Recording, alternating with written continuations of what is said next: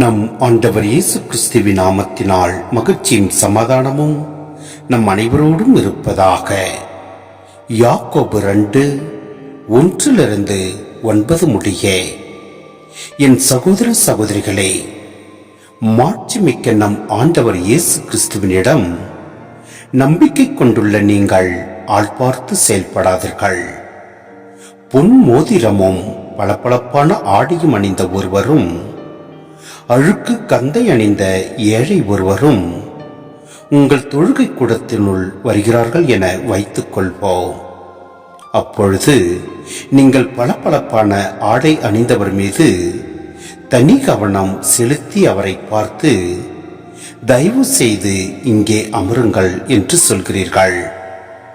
ஏழையிடமோ அங்கே போய் நில் என்றோ அல்லது என் கால் பக்கம் தரையில் உட்கார் என்றோ சொல்கிறீர்கள்.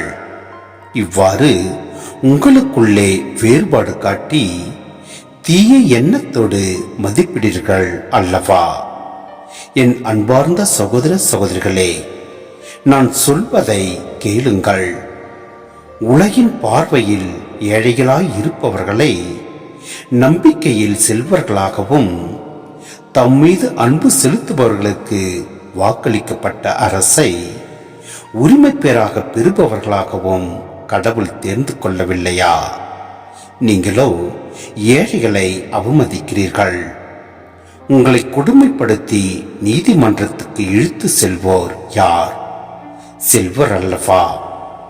கடவுள் உங்களுக்கு கொடுத்துள்ள நற்பெயரை பழிப்பவர்களும் அவர்கள் அல்லவா?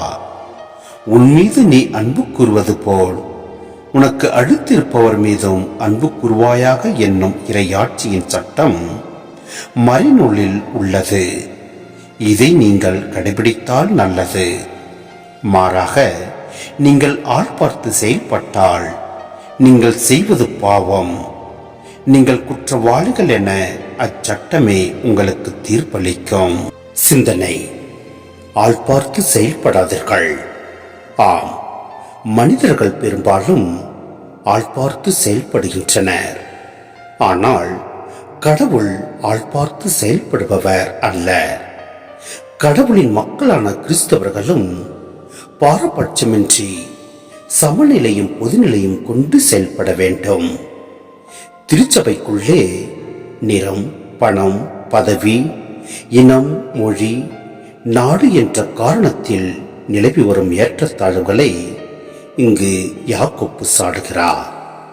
வசதியும் செல்வாக்கும் உள்ளவர்களுக்குத்தான் திருச்சபையின் முதலிடம் என்ற துயநிலை அகற்றப்பட வேண்டும்.